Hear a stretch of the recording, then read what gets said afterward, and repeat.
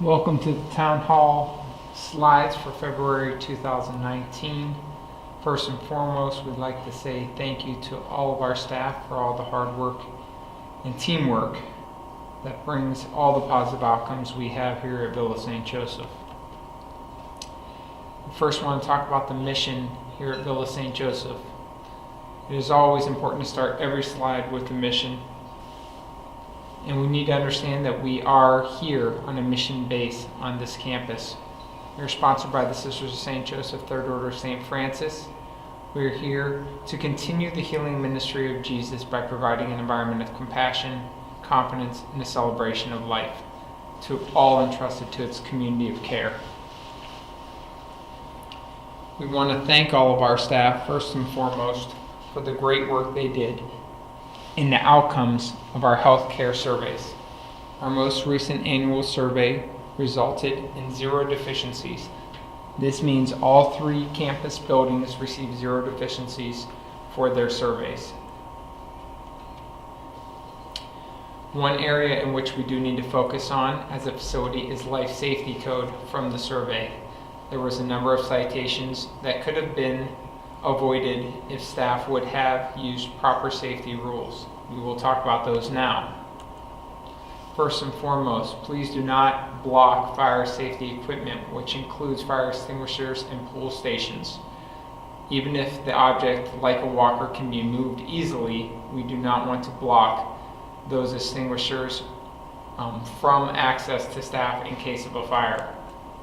Please do not block electrical equipment, which includes electrical panels and boxes. As you can see in the picture to the lower left, you can see that there's a crash cart in front of an electrical panel. That crash cart has now been moved to a better location. Trash cans in front of electrical panels also cannot be in place. For most panels, you will see on the floor yellow tape. That tape is a safety area, which we should have all objects away from that area. The Village of Marymount does not allow surge protectors for extension cords. They're not allowed in resident care areas or in rooms. If you see an extension cord or a surge suppressor in a residence room or resident care area, please notify your supervisor. The reason why we cannot have these is that they can have fires associated with them. Village of Marymount does not want those extension cords in the buildings, but you can and may use an official surge protector given to you by one of the maintenance staff or Bill. You cannot plug in appliances like a refrigerator or coffee maker into those. You must be vigilant about looking at the amperage to which those devices put out and make sure that it does not oversee the amount of amps that the surge protector will allow for. We also like to thank everyone who took part in our employee engagement survey.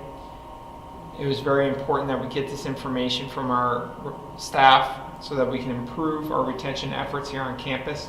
The retention team, a group of 12 employees, are working from various departments to improve process and retention on our campus and have been doing so throughout the last quarter and moving into next quarter. If you look at the chart listed above, you can see that all departments at the Village of Marymount either gave supervisors ratings of 3, satisfied with the position, 2, and satisfied with the AM, 1. And you can see the amounts in each of those.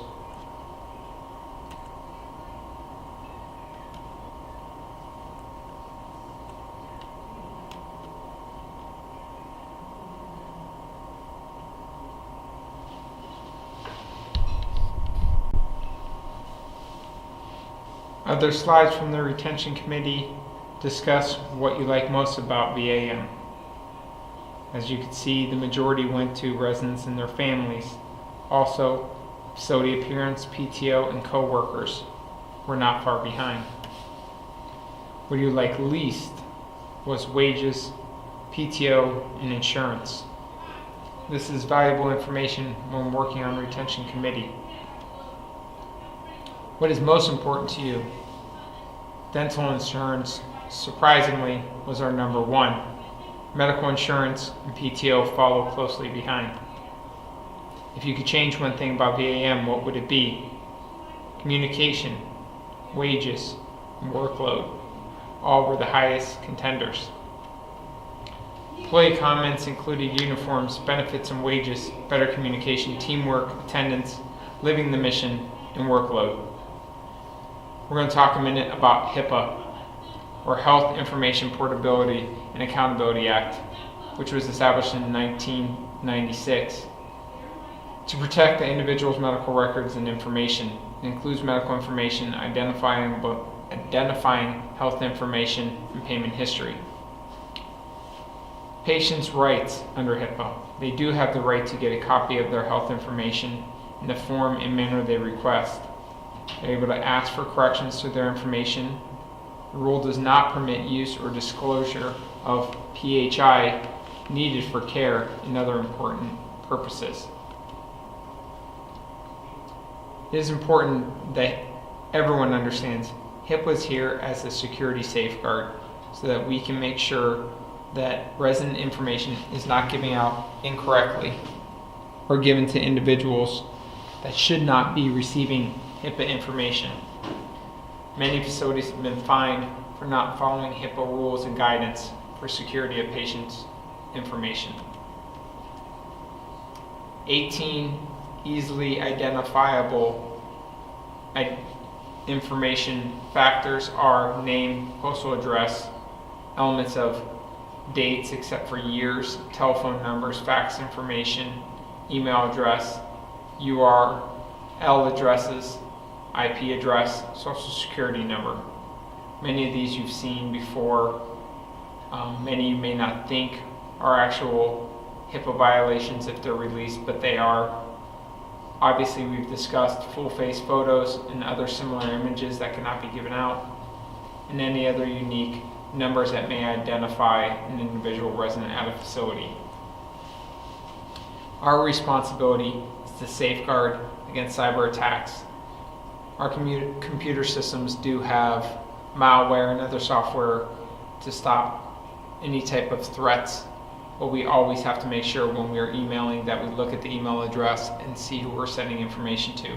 Provide notice of privacy practices to our patients when they arrive so they understand the rules of HIPAA along as our staff do. Confidential communication, texts and emails and phone calls can also relay HIPAA information, and we do need to pay attention to this and make sure that we are not sending information that should not be sent. How are HIPAA regulations enforced? Well, the Office of Civil Rights is one means of enforcement, and the Department of Justice is another. As I talked about earlier, penalties for HIPAA include criminal penalties of up to $1,500,000 in fines and possible imprisonment of 10 years. HIPAA violations: you don't want to share passwords. Don't check medical records of coworkers or friends if they're in the facility, or family members that ask you to check for other families or other friends. Not post patient information, including any personal or social security information, for the public knowledge. Security and data thieves are looking for ways to get patients' information. Hackers get $10 each time they get someone's credit card information. They send it on. They try to get money. Many of you may have been a victim of these type of crimes. We want to make sure that we avoid this for our facility and for our residents. Assisted Living Code of Ethics. Annually, we do have to educate everyone on the Ohio Department of Aging's conditions for participation and understand the Assisted Living Code of Ethics. We are required to adopt and implement ethical standards that require workers to provide safe, respectful, professional manner of care to give to our residents, and to not encourage any unprofessional or disrespectful actions.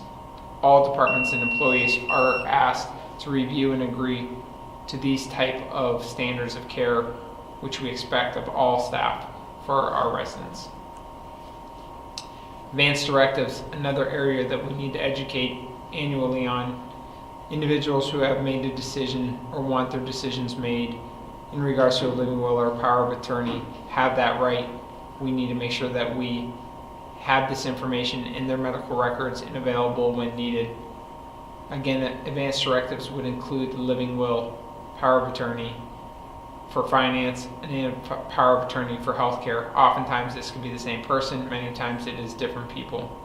And of course the code status. All of these are vitally important for us to provide good care to our residents. Body mechanics and back safety. Proper body mechanics can greatly decrease the risk of injury. The majority of injuries occur in a skilled nursing facility are back injuries. As the way we move, we go about our day, it's important to understand how we move and how we lift. Certain activities require certain body mechanics. We need to think about those activities and plan ahead. We need to make sure that we have the proper people if there are a two-person lift or a Hoyer lift, never to do those actions by themselves, but always make sure they have staff to assist. The process of transferring patients is perhaps the greatest load on the lower back and therefore is the highest risk. It always is important when you're lifting a heavy weight to make sure that you have assistance. And it's always important in the way you lift that weight. Plan it. Plan the activity that you want to do. Get help or an assistive device. Make sure the path is clear. Position the resident in the correct way or the bed and the equipment in the correct way. Transfer the patient on their strongest side. Ask the patient to assist if possible. Provide a clear direction for the patient and use draw sheets, bed mobility if possible. Gait belts should also be used at all times when transferring. Do not lift under the arms. This could cause injury to yourself and also the resident. Slide boards may also be used when directed by therapy. Remember, back straight, avoid twisting, close to the body, and keep it smooth. GSH hazards and classifications. This used to be classified under the MSDS sheets. These now are located on all of our hazardous chemicals. It is important to know to look at the warning labels on hazardous chemicals. If those chemicals were to get in your eyes, wash stations are available on each floor in the shower rooms. Reminders for all staff: park in designated areas. When we don't park in designated areas, families and friends can't visit. Do not drag trash down through the building when it's on the floor. It contaminates the rest of the facility. Wear gloves. Watch for precautions. Communicate with your supervisor if you're leaving and your replacement is not yet in the building. We need to ensure that our residents are being cared for. Wear your name badge, wear your gait belts at all times, and wear your uniforms. From nursing, we want to look at proper orders, but for all other staff, you are now dismissed.